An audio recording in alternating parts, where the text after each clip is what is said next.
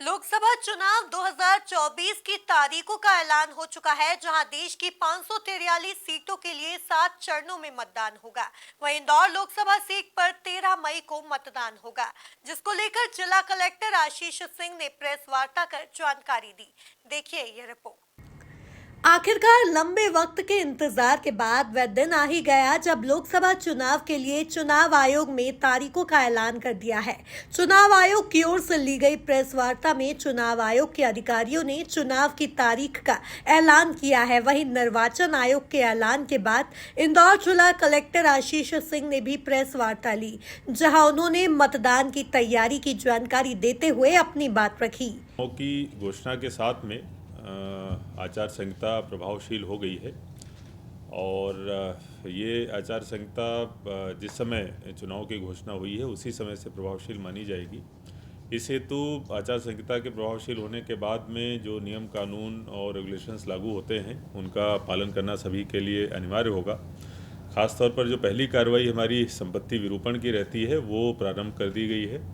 संपत्ति विरूपण में पहले 24 घंटों के अंदर और 48 घंटों के अंदर जो शासकीय संपत्तियां हैं और जो सार्वजनिक संपत्तियां हैं वहां से संपत्ति विरूपण किया जाता है। वो कार्रवाई हम लोग निर्धारित समयावधि में ख़त्म करेंगे और उसके बाद में फिर 72 घंटों के अंदर निजी स्थलों पर जो बिना परमिशन के लगे हुए हैं संपत्ति विरूपण से संबंधित, चाहे वो बैनर पोस्टर या दीवार लेखन, उनको हटाने का काम किया जाएगा। धारा 144 का आदेश निकाल दिया गया है, वो प्रभावशील हो गई है और किसी भी प्रकार की जुलूस, जलसे, भाषण या रैली या फिर इस प्रकार के जो प्रदर्शन होते हैं उनके लिए जो सक्षम हमारे एआरओ हैं या फिर अगर बड़े स्तर का कार्यक्रम है तो जो संबंधित एडीएम को अधिकृत किया गया है उनसे परमिशन लेनी अनिवार्य होगी। जिनको शस्त्र के संबंध में एग्जम्पशन प्रदान किया जाएगा, उसके अलावा सभी लोगों को अपने जो शस्त्र हैं जो उनको लाइसेंस मिले हुए हैं उनको वापस करना अनिवार्य होगा।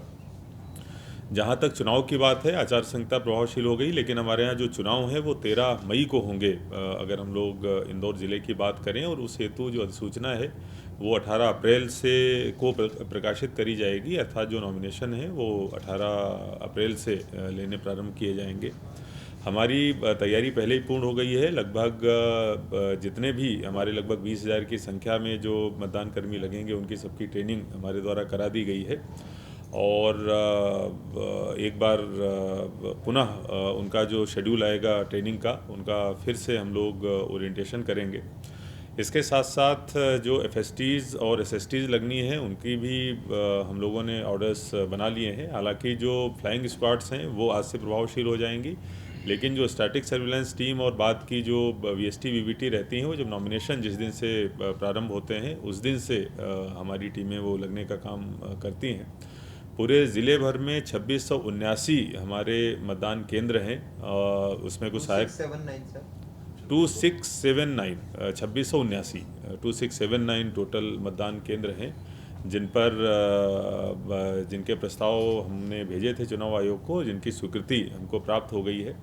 इनमें से लगभग 50% जगहों पर हमारे द्वारा वेबकास्टिंग कराई जाएगी जब चुनाव होंगे और अगर कोई इस प्रकार का वनरेबल या फिर कोई सेंसिटिव बूथ रहेगा वहाँ पर भी हमारे द्वारा इस प्रकार की वेबकास्टिंग कराई जाएगी। अगर मतदाताओं की बात करें तो पूरे ज़िले भर में हमारे 27,95,000 मतदाता हैं। जो ईपी रेशियो है वो 64% का है और जेंडर रेशियो 982 है। ये जो तीनों आंकड़े हैं ये अगर हम लोग नॉर्म्स के हिसाब से देखें तो काफ़ी अच्छे हैं। सभी पैरामीटर्स के हिसाब से हमारी तैयारी पूरी है। अभी एक फ्लैग मार्च भी आधे घंटे बाद में हमारे द्वारा निकाला जाएगा, जो प्रशासन और पुलिस के द्वारा संयुक्त रूप से किया जाएगा। थोड़ी देर में स्टैंडिंग कमेटी की बैठक भी हमारे द्वारा बुलाई गई है। सभी पॉलिटिकल पार्टीज़ को भी उसमें आमंत्रित किया गया है। बाकी जितने भी हमारे नोडल ऑफिसर्स हैं उनको भी हमने आमंत्रित किया है।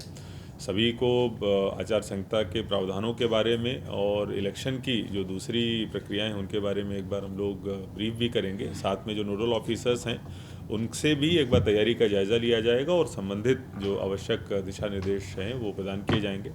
कुल मिलाकर इलेक्शन की पूरी मशीनरी, पूरे संसाधन और पूरे मानव संसाधन के लिहाज से हम लोग तैयार हैं। बहुत ही पारदर्शिता के साथ में और निष्पक्ष चुनाव और बिना किसी ग्लिच के, बिना किसी व्यवधान के, बिना किसी गलती के चुनाव संपादित हों, ये हमारी पूरी टीम सुनिश्चित करे। इंदौर कलेक्टर आशीष सिंह ने बताया कि इंदौर में 2679 मतदान केंद्र है। इस बार 5% वोटिंग बढ़ाने का संकल्प लिया गया है। दिव्यांगजन और 85 वर्ष से अधिक उम्र के वरिष्ठ नागरिक घर के साथ साथ केंद्र पर जाकर भी मतदान कर सकते हैं। विधानसभा चुनाव में 79% वोटिंग हुई। इस बार इंदौर में 27,95,000 मतदाता हैं। इनमें से 14,11,000 पुरुष, 13,84,000 महिलाएं हैं। इस बार 13,700 दिव्यांग मतदाता हैं, जबकि 85 वर्ष से अधिक उम्र के 10,000 मतदाता हैं। नए मतदाता 70,000 हैं। अगर हम लोग बात करें कि जो 27,95,000 हमारे मतदाता हैं, उनमें 70,000 युवा हैं और 13,700 दिव्यांग हैं और 85 प्लस से जो अधिक आयु के हैं वो 10,611 हमारे वो हैं मतदाता हैं। अगर हम लोग मेल और फीमेल की बात करें तो ज़िले भर में 14,11,000 पुरुष मतदाता हैं और 13,84,000 महिला मतदाता हैं। जैसे मैंने बताया कि हमारा जो जेंडर रेशियो है वो 982 है, जो काफ़ी हेल्दी है और जो पॉपुलेशन का रेशियो होता है उसके हिसाब से ही है। जहाँ तक आप लोगों ने बात करी कि हम लोग किस तरीके से वोटिंग परसेंटेज को बढ़ाएं, तो निश्चित रूप से उस पर हमारी स्वीप की टीम गंभीरता से काम करेगी। पिछली बार 69 से 70% के बीच में मतदान हुआ था, जो % के आसपास मतदान हुआ था, जो अगर हम लोग नेशनल उससे देखें तो थोड़ा कम था। इस बार हम लोग निश्चित रूप से उसको बढ़ाने का प्रयास करेंगे और कम से कम 5% वृद्धि हो इस दिशा में प्रयास करेंगे। इस हेतु हम लोग घर घर में एक हस्ताक्षर अभियान भी चलाएंगे, जिससे कि सभी लोगों से हम लोग सहमति लेंगे कि उनके द्वारा मतदान किया जाएगा। इस आशय की एक शपथ उनके द्वारा ली जाए। इसके अलावा युवाओं को हम लोग भागीदार बनाने के लिए अलग अलग अपनी तरफ से प्रयास करेंगे। कुछ कॉम्पिटिशन्स भी इसके लिए चलाएंगे। जितने भी सामाजिक संगठन हैं, व्यावसायिक संगठन हैं, मार्केट एसोसिएशन हैं, उनके साथ में भी हम लोग बातचीत करेंगे। और ख़ास तौर पर हमारे जो दिव्यांग मतदाता हैं और 85 प्लस के मतदाता हैं, वो लोग 100% संख्या में मतदान में भाग लें, इसके लिए प्रयास किए जाएंगे। हम लोगों को और भी कई सारे प्रयासों की आवश्यकता पड़ेगी, क्योंकि 1% बढ़ाना काफ़ी मुश्किल होता है, लेकिन फिर भी हम लोग एक पूरी स्ट्रेटजी चेकआउट करेंगे। हमारे पास में भी समय भी है और निश्चित रूप से वोटिंग परसेंटेज के मामले में भी इंदौर को नंबर 1 बनाने का हम लोग प्रयास करेंगे। देखिए, पिछली बार की जो व्यवस्था थी वो PWD वोटर्स के लिए और 80 प्लस जो वोटर्स थे उनके लिए थी। इस बार थोड़ा सा उसमें संशोधन होकर व्यवस्था जो है वो PWD वोटर्स और इसके साथ साथ जो 85 साल से अधिक के हमारे वोटर्स हैं उनके लिए रहेगी। जैसा मैंने बताया कि लगभग 13,700 हमारे दिव्यांग हैं और 10,600 के आसपास 85 प्लस हैं।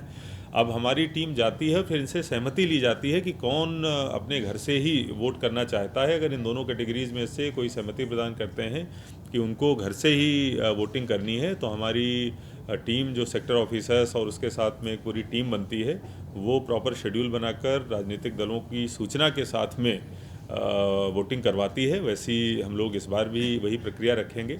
लेकिन इनमें से कई सारे लोग हैं जो घर पर वोटिंग ना प्रेफर करके मतदान केंद्र पर जाकर ही वोटिंग प्रेफर करते हैं। तो निश्चित रूप से जिनसे सहमति प्राप्त होगी, जिनकी इच्छा होगी, उनसे घर पे वोटिंग कराई जाएगी, होम वोटिंग कराई जाएगी और बाकी शेष लोगों को मतदान केंद्र पर आके वोटिंग के लिए रहेगा। कुल मिलाकर देखा जाए तो लोकसभा चुनाव 2024 की तारीखों का ऐलान हो चुका है, जहां देश की 543 सीटों के लिए 7 चरणों में मतदान होगा। मतदान की शुरुआत 19 अप्रैल से होगी और नतीजे 4 जून को आएंगे, जहां इंदौर में 13 मई को चुनाव संपन्न होगा।